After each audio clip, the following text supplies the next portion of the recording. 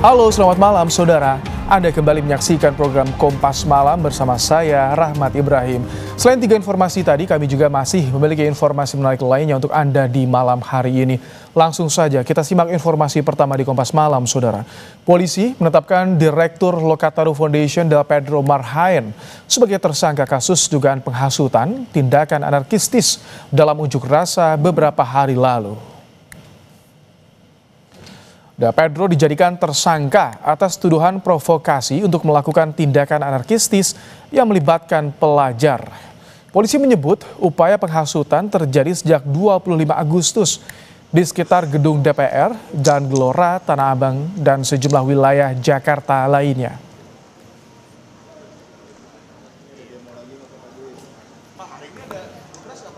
Polda Metro Jaya telah melakukan penangkapan terhadap saudara DMR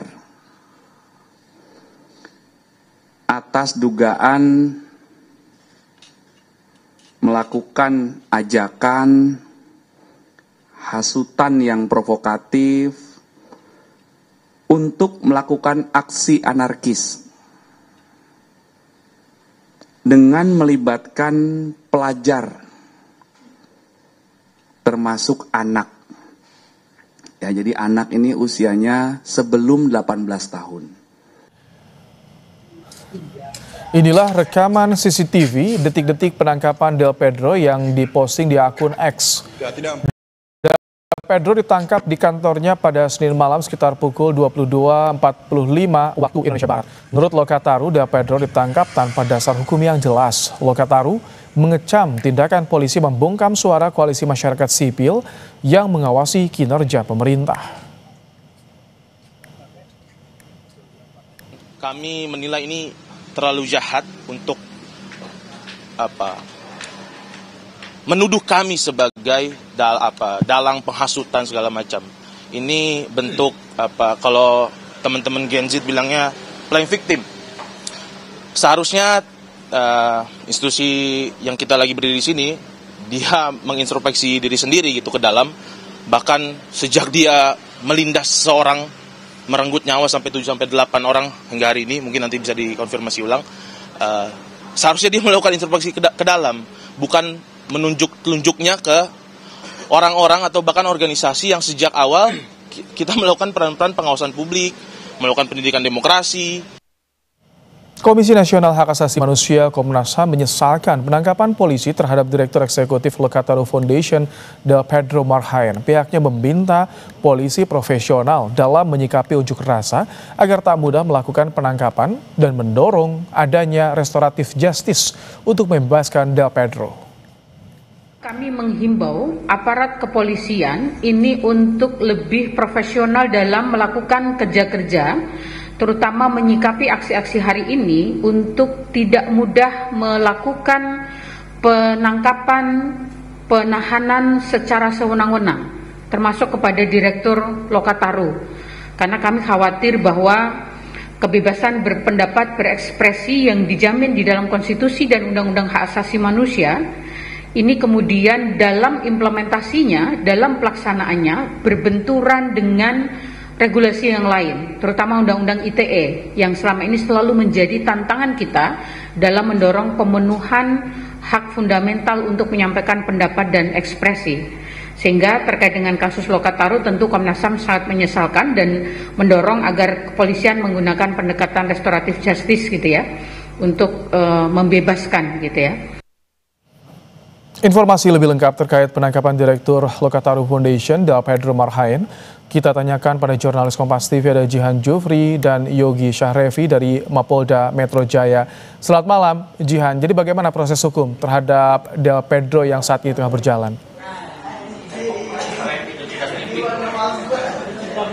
Ya Ibrahim dan juga saudara, kalau kita berbicara terkait proses hukum yang sedang berlangsung, ini memang informasinya yang terkini bahwa dari Dal Pedro ini sudah ditetapkan sebagai tersangka oleh pihak kepolisian, dan di belakang saya ini sebentar lagi juga akan dilaksanakan konferensi pers. Salah satunya ini akan membahas terkait status dari Dal Pedro Marhaen atau DMS, yang mana ini baru saja begitu ya diinformasikan statusnya sebagai tersangka. Lalu kalau kita berbicara terkait statusnya, ini memang status tersebut ini ditetapkan oleh pihak kepolisian atas dugaan adanya ajakan, lalu penghasutan dan juga provokasi yang memang diucapkan oleh pihak kepolisian dilakukan oleh Dal Pedro untuk kemudian memprovokasi aksi sejak tanggal 25 Agustus lalu, bahkan selain tanggal 25 Agustus ini juga ada di tanggal 28, 29 bahkan hingga tanggal 31 Agustus. Lalu sampai sekarang memang kami mendapatkan informasi bahwa pasal-pasal yang dikenakan terhadap Dal Pedro sendiri ini ada sejumlah pasal, yakni pasal terkait Undang-Undang ITE dan juga perlindungan anak, yakni pasal 160 KUHP dan 45A ayat 3 junto pasal 28 ayat 3 Undang-Undang nomor 1 tahun 2024 tentang ITE. Dan kalau berbicara terkait dugaan pasal perlindungan anak, ini dikenakan pasal 76H junto pasal 15 junto pasal 87 Undang-Undang nomor 35 tahun 2014. Memang sebelumnya tadi kuasa hukum dari Dal Pedro ini sudah datang dan juga melakukan wawancara dengan awak media dan menyampaikan bahwa penetapan tersangka terhadap Dal Pedro ini menyalahi hukum. Dan selain itu kuasa hukum juga menyampaikan bahwa penangkapan atas Dal Pedro dan juga rekannya ini tidak berdasar. Artinya ini dari kuasa hukum menyoroti adanya maksud saya ada penetapan tanpa pemanggilan terlebih dahulu, lalu selain pemanggilan terlebih dahulu dan juga tidak ada pemeriksaan terhadap Dal Pedro terlebih dahulu, yang kemudian memang kami nantikan proses hukum selanjutnya akan seperti apa, karena memang sebentar lagi informasinya di sekitar jam 8.45 malam ini akan dilangsungkan konferensi pers oleh Direskrimum Polda Metro Jaya. Sekian, Ibrahim. Baik, terima kasih untuk laporannya Jihan Jufri dan juga Yogi Syahrevi dari Mapolda Metro Jaya. Saudara Menteri Dalam Negeri Tito Karnavian menyatakan pemerintah hadir untuk memberi perhatian terhadap seluruh korban demonstrasi beberapa hari terakhir. Tito juga menjamin demonstran yang ditangkap diperlakukan dengan baik. Pemerintah, negara memberikan perhatian semua kepada korban-korban, baik yang terluka ataupun yang wafat dalam peristiwa-peristiwa kemarin itu. Itulah bentuk hadirnya negara. Kita tidak menginginkan semua ini terjadi. Ketika terjadi ada korban, semua diberikan perhatian. Termasuk juga para pelaku kerusuhan yang ditangkap juga diperlakukan baik. Mereka diproses hukum, tapi juga diperlakukan baik, dijaga hak-hak mereka. Saya kira itu Bapak sekalian. Kepala Kantor Komunikasi Kepresidenan Hasan Nasbi mengungkap alasan Presiden Prabowo Subianto yang mengusulkan kenaikan pangkat anggota Polri yang terluka saat menangani demonstrasi. Hasan Nasbi menyebut alasan Presiden Prabowo karena polisi tersebut dinilai menjadi korban tindakan anarkistis. Selain itu, ia menyebut mereka adalah korban yang sedang menjalankan tugas negara untuk menegakkan ketertiban umum.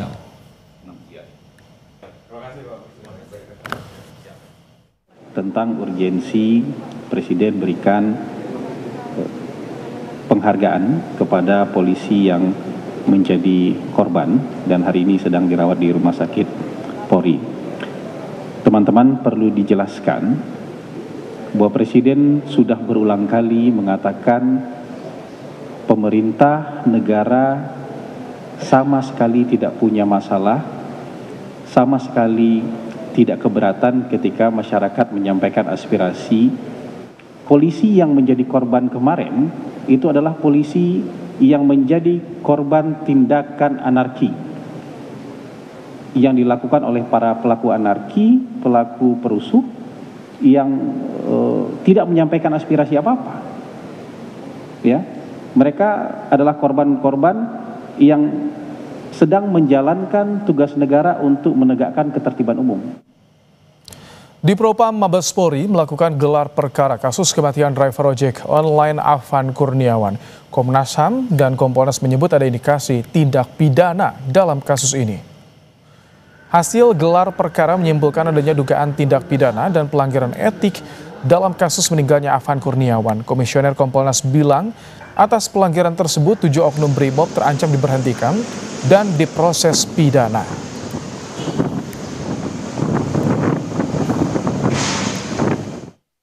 Proses tadi gelar untuk etik, muaranya ya kalau lihat konstruksi peristiwa dan sebagainya tadi dilihatnya potensi besarnya memang pemecatan atau PTDH. Yang berikutnya dalam konteks hukum yang lain itu muara besarnya memang ada potensi pidana, sehingga tadi direkomendasikan juga maju ke mekanisme pidana. Tadi disimpulkan bahwa ada dugaan tindak pidana dan juga pelanggaran etik dan akan dilimpahkan ke Barreskrim Polri. Komnas HAM akan terus melakukan fungsinya untuk melakukan pengawasan dan juga pemantauan terhadap proses ini untuk. Dari ke-7 polisi yang terlibat dalam kasus kematian driver ojek online Afan Kurniawan ini, 2 orang polisi melakukan pelanggaran etik berat. Komisaris Kosmoas Gaye dan Bribka Rohmat. Keduanya duduk di kursi depan rantis saat penabrakan terjadi. Rohmat sebagai pengemudi sedangkan Kosmas merupakan perwira komandan.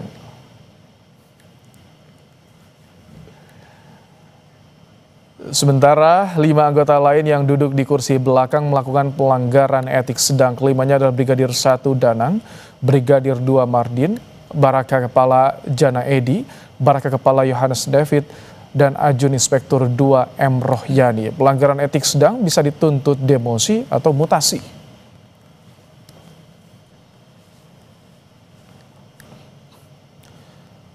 Saudara, pengemudi ojek online yang terluka saat demonstrasi di Jakarta sudah diperbolehkan pulang ke rumah setelah dirawat di Rumah Sakit Pelni Jakarta. Korban Umar pulang ke rumahnya di Sukabumi, Jawa Barat setelah dirawat 5 hari di Rumah Sakit Pelni Jakarta akibat patah kaki dan tulang rusuk saat demonstrasi berujung ricu di Jakarta.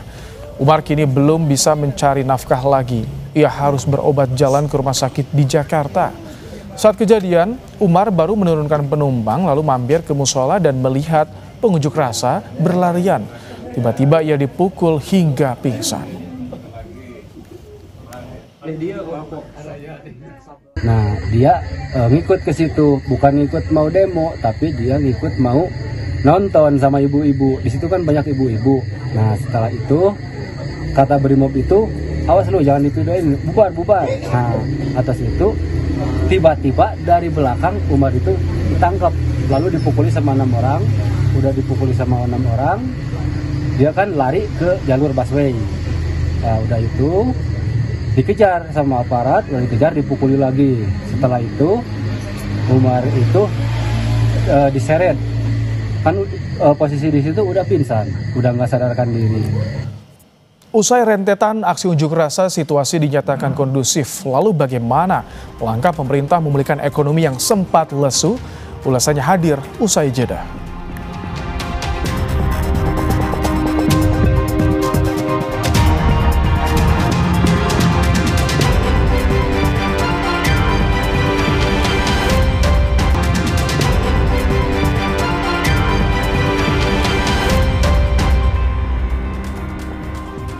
Wakil Menteri Komunikasi dan Digital Nezar Patria meminta pelaku UMKM menggunakan fitur live lain untuk mempromosikan usahanya saat fitur live TikTok masih dimatikan. Pemerintah mengakui memahami dimatikannya fitur live TikTok sangat berdampak bagi para pelaku UMKM. Wamenkom Digi bilang keputusan dimatikannya live streaming murni inisiatif pihak TikTok. Perlu kami tegaskan di sini bahwa kebijakan itu bukan atas instruksi dari pemerintah, tapi secara sukarela dilakukan oleh TikTok. Dan kita juga memahami bahwa ada dampak terhadap UMKM dan kegiatan masyarakat ya yang menggunakan fitur live report. Tapi jangan lupa bahwa ada fitur-fitur lain juga di TikTok yang masih aktif ya. Jadi untuk kegiatan UMKM bisa juga menggunakan yang fitur-fitur yang selama ini juga dipakai untuk perjualan gitu. Usai rentetan unjuk rasa situasi kondusif, kini langkah pemerintah kembali memulihkan ekonomi rakyat jadi satu hal yang dinanti.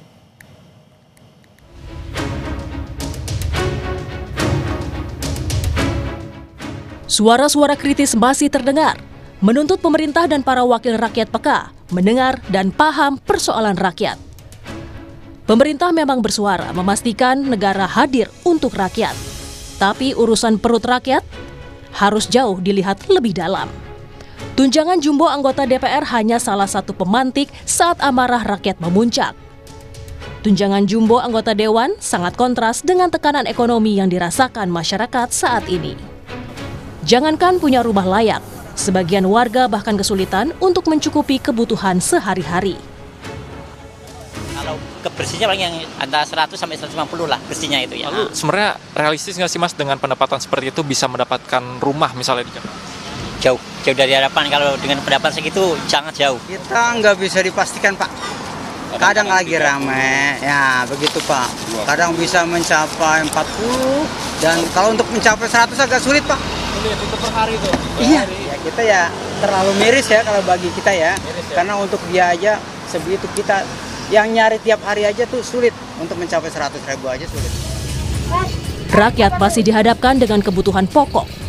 BPS merilis data harga beras di bulan Agustus naik di sejumlah daerah.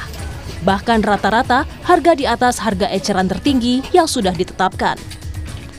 BPS mencatat harga beras medium di zona 1 sampai dengan minggu ketiga Agustus 2025 naik 1,1% dibandingkan dengan Juli 2025 dengan rata-rata mencapai 14.000.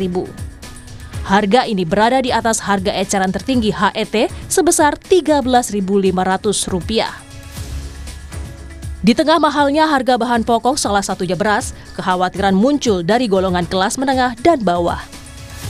Gelombang PHK masih terus terjadi sejak awal tahun 2025. Kondisi ini berpengaruh pada kondisi ekonomi masyarakat. Kemiskinan di kota naik karena warga setengah menganggur di kota, meledak sampai 460.000 orang. Jumlah penduduk miskin perkotaan September di 11,05 juta jiwa atau 6,6%.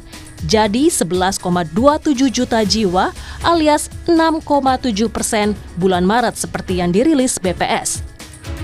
Semakin tertekannya kelas menengah di tanah air juga tergambar dari realisasi rasio tabungan. Rasio tabungan Juni ke Juli menipis ke 13,7% sebagai tanda berlanjutnya fenomena makan tabungan. Situasi kini kondusif, tapi pelaku UMKM mengaku masih cemas. Pedagang di kawasan Tanah Abang, Jakarta Pusat juga mengeluhkan sepi pembeli. Sejak rentetan unjuk rasa 25 Agustus lalu, jam operasional Mall Tanah Abang juga lebih pendek. Kita jadi sepi, nggak ada yang ke pasar, jadinya orang pada takut ke pasar. Mas, luar biasa dampaknya. Nah, gimana, boleh diceritain?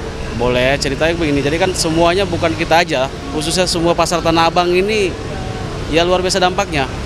Padahal nih dari bulan Agustus kemarin udah mulai rame. Nah sekarang ibaratnya ada demo lagi.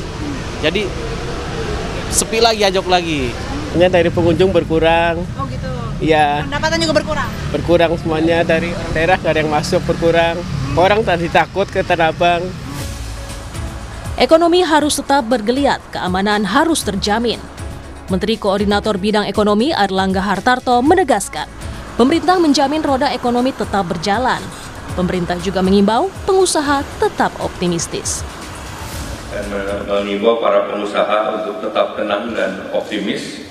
Dan kami tentu seluruhnya mempunyai tanggung jawab moral kepada bangsa ini untuk mempertahankan roda perekonomian agar penciptaan lapangan kerja dan mereka yang bekerja tetap terjaga.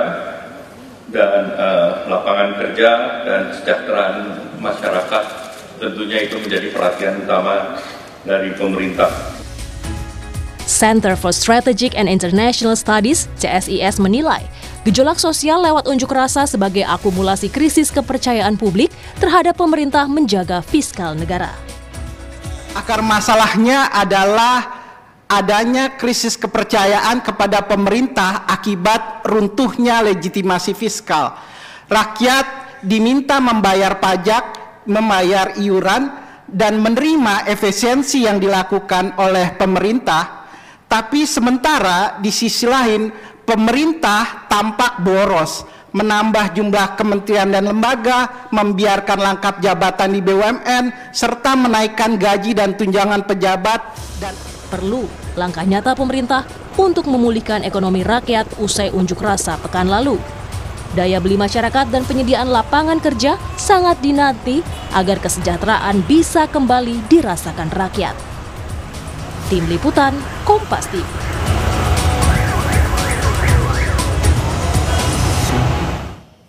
Membahas soal kebijakan ekonomi yang dinantikan publik pasca unjuk rasa akhir Agustus, kita sudah bersama dengan Nailul Huda, Direktur Ekonomi Digital Selios. Selamat malam, Mas Huda. Selamat malam, Mas. Mas Huda, ini situasi kondusif. Kini pemerintah dihadapkan pada urusan trust publik. Bagaimana memulihkannya, Mas Huda? Ya, yang pertama adalah selain trust, kita juga melihat masalahnya adalah masalah ekonomi. Masalah perut yang tidak terisi, Mas, sebenarnya. Kalau kita lihat kondisi Indonesia seperti sekarang ini timbul dari kondisi masyarakat yang tengah kesulitan, tengah kesusahan, namun pemerintah mengatakan ekonomi kita meningkat. Ekonomi masyarakat kita tengah terpuruk dengan semakin banyaknya PHK, harga barang semakin melejit, termasuk beras, tadi sampaikan juga, termasuk juga berbagai indikator lainnya yang memang kita lihat menunjukkan ekonomi kita sedang tidak baik-baik saja. Kemudian ini juga ditambah dengan kebijakan-kebijakan yang muncul dari awal pemerintahannya Prabowo, itu yang membuat masyarakat menjadi marah. Hingga puncaknya kemarin ada demo cukup besar, atau bukan cukup besar ya, besar sekali gitu kan. Nah, mulai dari rencana kenaikan tarif PPN, kemudian rencana kenaikan iuran BPJS, ada kebijakan pembatasan gas LPG, koperasi merah putih, hingga terakhir kontroversi rencana tambahan tunjangan bagi anggota DPR, termasuk juga kebijakan-kebijakan pemerintah di daerah yang menaikkan tarif pajak daerah seperti pajak bumi dan bangunan dan sebagainya, yang ini memberikan dampak negatif terhadap masyarakat kelas menengah ke bawah. Pada akhirnya ini masyarakat resah dan marah, yang pada akhirnya menimbulkan ya tadi ketidakpercayaan terhadap pemerintah, sehingga ini masyarakat merasa hanya dikolek uangnya, tapi tidak merasakan dampak dari uang yang dikeluarkan oleh pemerintah. Oke. Itu kan semua tadi yang Anda sampaikan ini seolah menjadi fenomena gunung es yang menjadi kekecewaan, kegeraman dari masyarakat. Tentu hal ini perlu solusi, jangan sampai tenggelam hanya dengan sebuah retorika semata. Tapi Anda lihat bagaimana aksi pemerintah membenahi soal ekonomi ini sudah terlihat? Ya, tentu kita belum melihat secara signifikan dampak yang dihasilkan dari kebijakan pemerintah. Nah, kalau kita lihat sebenarnya pemerintah sudah mencabut, misalkan ada peraturan Permendag nomor 8 tahun 2024 yang sudah dicabut, yang notabene Permendag tersebut adalah peraturan yang membebaskan impor itu lebih banyak masuk ke Indonesia. Jadi situ bagus, dan kita memang baru melihat dampaknya dalam beberapa bulan terakhir, di mana PMI kita di bulan Agustus itu sudah berada di level ekspansif. Nah, yang kedua, kita juga belum melihat dampak dari adanya bantuan-bantuan, insentif-insentif yang diberikan oleh pemerintah kepada masyarakat yang memang menerima, seperti bantuan subsidi upah, kemudian ada beberapa bantuan lainnya yang saya rasa daya beli masyarakat belum terangkat dengan baik gitu kan. Karena apa? Karena pada dasarnya untuk bantuan-bantuan tersebut itu hanya berimpact dalam jangka pendek. Nah, kita perlu sebenarnya langkah-langkah jangka panjang seperti kalau kita lihat peningkatan daya beli ini kan dalam arti ini harus ada pekerjaan bagi masyarakat. Pekerjaan dan masyarakat ini kan butuh pekerjaan kan sebenarnya, masyarakat butuh pekerjaan untuk bisa membeli barang dan sebagainya. Nah, ini yang belum terlihat sebenarnya Mas dampaknya. Oke, Mas Huda, tapi dari sekian tentu banyak kebijakan yang dipersiapkan oleh pemerintah, tapi yang paling krusial bagi ekonomi rakyat itu apa sebetulnya, Mas Huda? Karena kalau bicara soal angka, pemerintah kan dipaparkan angkanya berbeda sekali dengan tentu yang dibaca oleh Selyus juga. Ya, yang pertama adalah pemerintah harus bisa mengembalikan kepercayaan lagi dari masyarakat terkait dengan kebijakan-kebijakan yang dilakukan ataupun dikeluarkan oleh pemerintah. Jangan sampai ada kebijakan-kebijakan yang menurut saya itu diambil dengan penuh tidak siapan gitu kan. Nah, makanya ini harus diminimalisir untuk kebijakan-kebijakan yang merugikan masyarakat secara luas. Nah, yang kedua adalah kalau kita lihat sebenarnya kita berharap ada untuk yang masyarakat kelas menengah ke bawah, ada bantuan-bantuan yang sifatnya langsung sebenarnya. Dan ini yang belum kita lakukan secara optimal oleh pemerintah. Pemerintah hanya memberikan bantuan-bantuan melalui misalkan ada masyarakat sekarang adalah bantuan secara langsung. Ada kemarin barusan kita ada mendengar bahwa Sri Mulyani menyetorkan 16 triliun untuk Koperasi Merah Putih, dan ini salah satu yang kita sayangkan sebenarnya bahwa masyarakat yang butuhnya itu adalah uang secara tunai untuk bisa meningkatkan daya beli mereka atau bahkan menjaga daya beli mereka, ini justru diberikan kepada koperasi-koperasi yang notabene kita belum melihat impact-nya ke masyarakat seperti apa. Nah, yang ketiga, Mas, yang kita harapkan adalah ada masuk investasi-investasi yang sifatnya padat karya gitu kan, sehingga masyarakat ini ada pekerjaan, dan ketika ada pekerjaan yang formal, kita berharap mereka tumbuh daya belinya, tumbuh daya konsumsinya, yang sehingga ini bisa meningkatkan tadi ekonomi secara makro, dan ini yang kita lihat seharusnya dilakukan oleh pemerintah. Baik, terima kasih Direktur Ekonomi Digital Selyus Nailul Huda telah menyampaikan pandangannya di program Kompas Malam hari ini. Usai jeda saudara, mahasiswa ITB menggelar aksi meminta pemerintah mengawal tuntutan rakyat.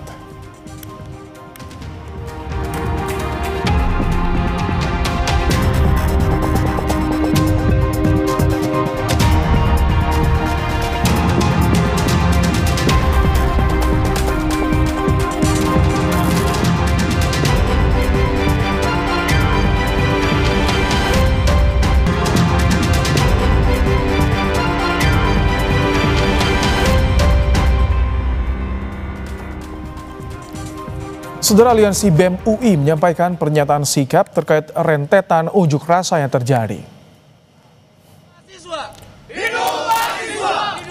Mahasiswa meminta pemerintah dan DPR bertanggung jawab atas sikap dan kebijakan yang dinilai tidak pro rakyat. Masa juga meminta investigasi soal dugaan makar dalam unjuk rasa. Statement dari Pak Presiden Prabowo mengenai dugaan makar. Pak Presiden Prabowo menyatakan ada aksi-aksi yang ricuh, terus Pak Presiden bilang itu makar gitu ya. Itu dari kami mencoba meminta lah kepada Presiden Prabowo, ya silakan saja dibuat investigasinya, dicari apakah memang fokus kami kepada makar atau fokus kami kepada kesejahteraan masyarakat Indonesia.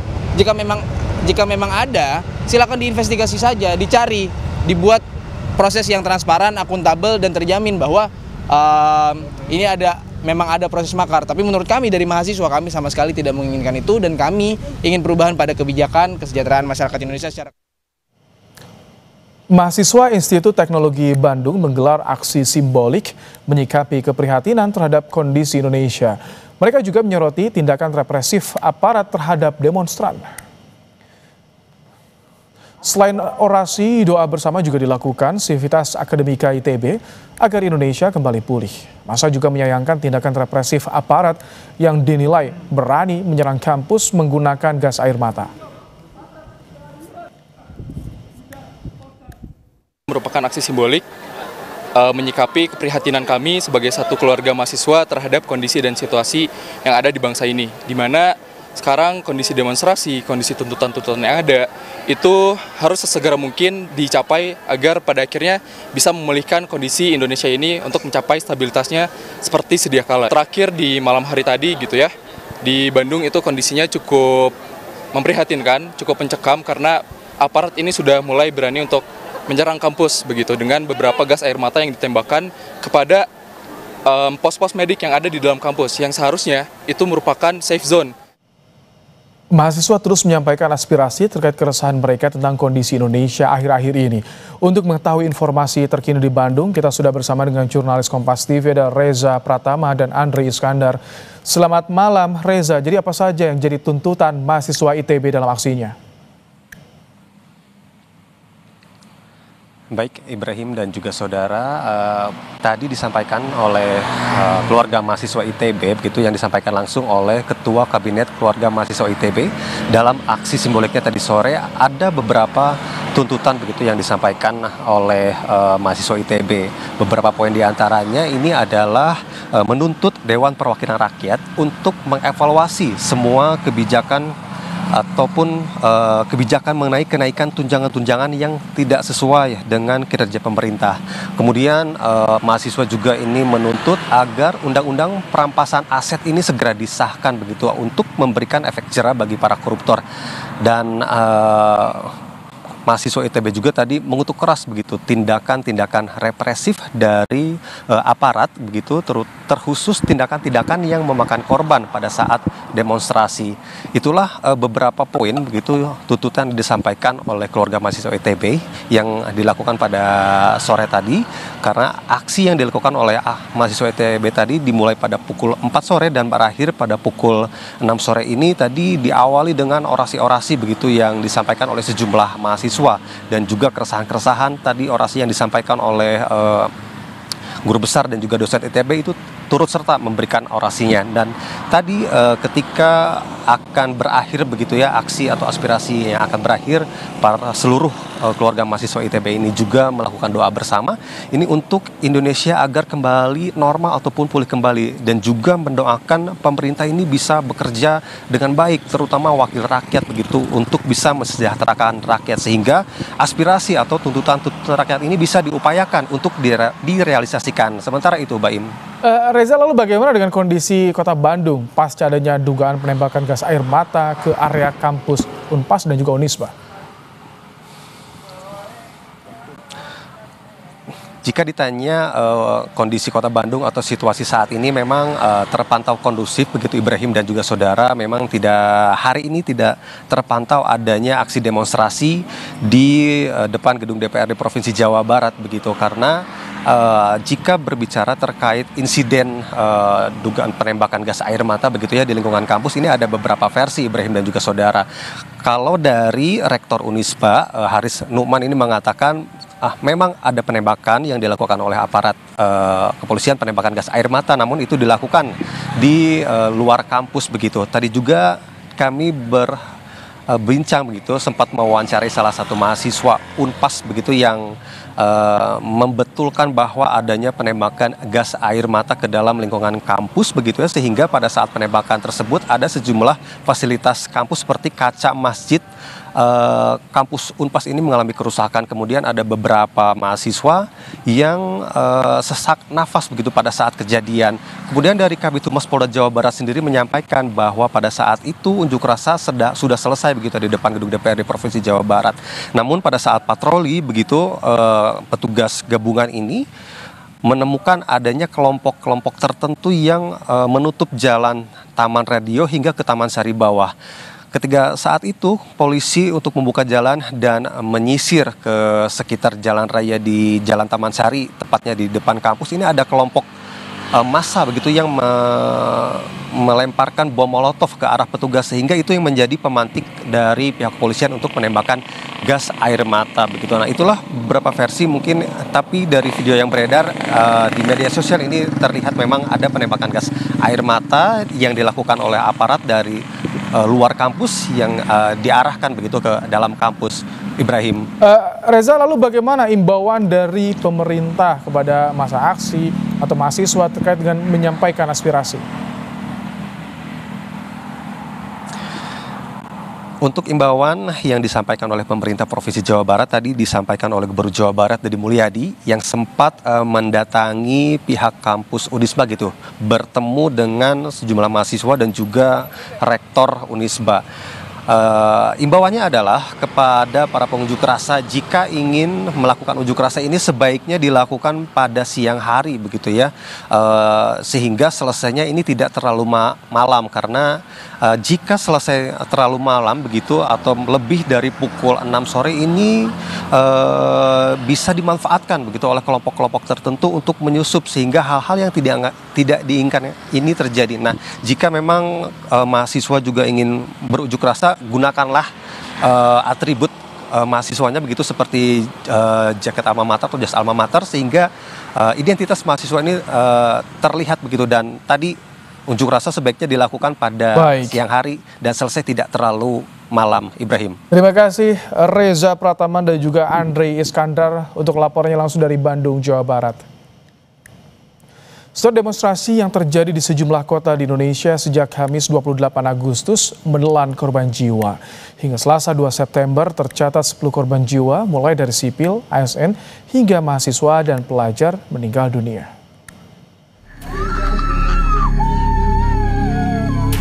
Adikku orang baik, Kak. Tidak pernah cari masalah, tidak pernah bikin keributan.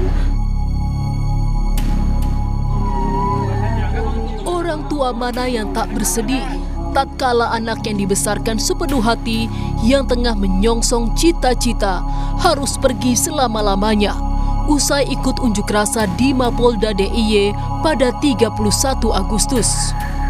Ayah mahasiswa Universitas Amikom, Reza Sendi Pratama menyebut anaknya sempat dilarikan polisi ke Rumah Sakit Sarjito, namun nyawanya tak tertolong akibat luka di tubuhnya. Yang sini tuh aku tadi kan ikut mandi di sini tuh kayak patah gimana tuh sini. Terus sini tuh ada pijakan bekas kaki bedel itu apa sepatu. Terus ini ada sayatan. Terus sama kepala sini agak bocor salah. Terus ini itu kayak putih-putih kena gas air mata itu yang sini. Sama kaki sama tangan itu pada lecet, punggungnya lecet. Keluarga Rusdam Diansyah, seorang pengemudi ojek online, juga tak menyangka Dandi yang awalnya menonton demo tolak tunjangan DPR di Jalan Urip Sumiharjo Makassar 30 Agustus lalu pulang dalam kondisi tak bernyawa. Saat berada di lokasi demo, Dandi diteriaki intel oleh sejumlah orang hingga diamuk massa. Hingga kini jumlah korban meninggal akibat demo di berbagai kota sejak Kamis 28 Agustus tercatat 10 orang. 4 diantaranya masyarakat sipil, sementara 3 lainnya ASN, serta 3 orang mahasiswa dan pelajar. Tidak bisa menggantikan yang wafat, tapi paling tidak pemerintah merealisasikan keinginan cita-cita almarhum untuk memberikan rumah bagi ibunya. Nah, kemudian juga memberikan perhatian juga kepada ASN juga yang ada yang wafat di Makassar, melompat dari gedung DPRD yang terbakar sehingga akhirnya wafat. Ini juga diberikan perhatian. Demonstrasi juga menimbulkan korban luka. Presiden Prabowo Senin 1 September menjenguk polisi dan warga korban demonstrasi di Rumah Sakit Polri Kramat Jati, Jakarta Timur. 17 orang masih dirawat, yakni 14 polisi dan 3 warga. Presiden minta kenaikan pangkat bagi anggota Polri yang luka-luka. Saya sampaikan ke Kapolri, saya minta semua petugas dinaikin pangkat. Dinaikin pangkat luar biasa karena bertugas di lapangan, membela negara, membela rakyat, ya kan, menghadapi anasir-anasir. Kalau demonstran murni yang baik justru oleh aparat harus dilindungi. menyampaikan pendapat dijamin oleh undang-undang. Tapi ada ketentuannya. Demonstrasinya harus damai, harus sesuai undang-undang. Korban tewas dan luka berjatuhan akibat demo tolak besaran tunjangan anggota dewan. Sebagai bentuk tanggung jawab negara, Menteri HAM menyebut pemerintah akan memulihkan hak korban demo di berbagai daerah. Tim Liputan Kompas TV. PBB mendesak Indonesia menginvestigasi dugaan kekerasan aparat saat demonstrasi beberapa waktu lalu.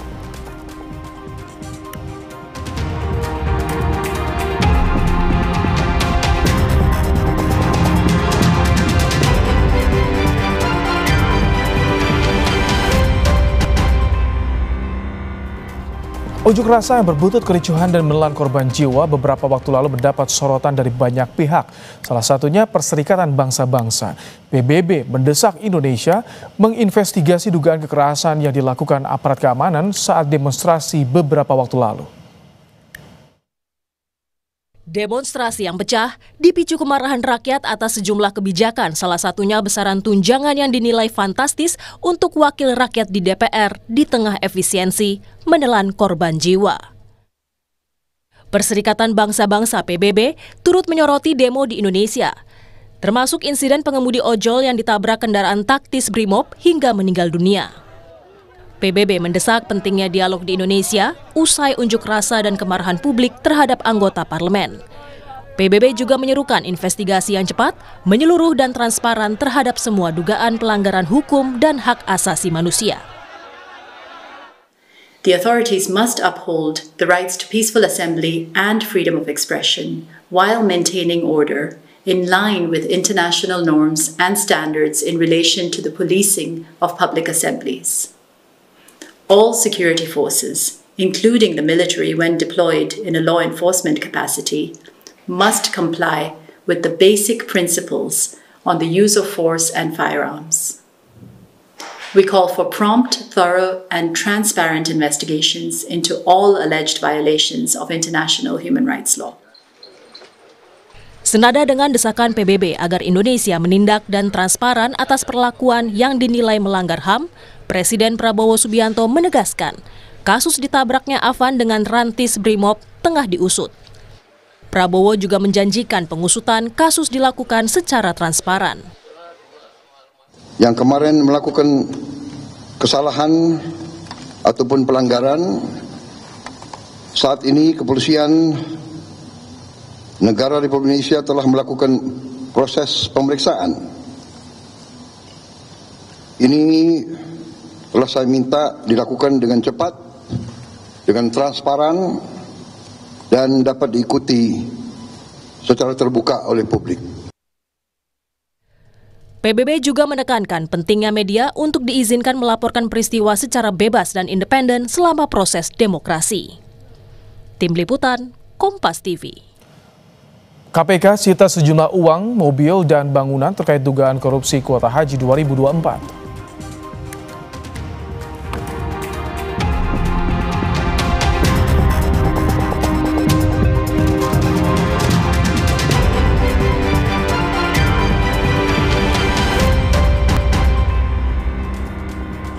Wakil Presiden Gibran Rakabuming Raka mengunjungi kawasan Stasiun Gondang Dia Menteng, Jakarta Pusat pada Selasa siang. Wapres Gibran menemui warga dan sejumlah pengemudi ojek online di Stasiun Gondang Dia, Jakarta Pusat. Gibran juga membagikan sembako pada warga dan pengemudi ojek online.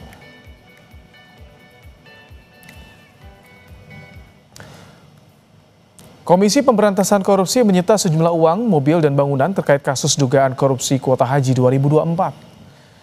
KPK menyita uang sebesar 1,6 juta dolar Amerika Serikat, 4 unit mobil, dan 5 bidang tanah serta bangunan dari penggeledahan di beberapa titik termasuk rumah ex-Menteri Agama Yakut. Namun KPK belum merinci siapa pemilik aset yang disita terkait dugaan korupsi penentuan kuota haji 2023-2024 di Kementerian Agama era Menteri Agama Yakut Khalil Qomas.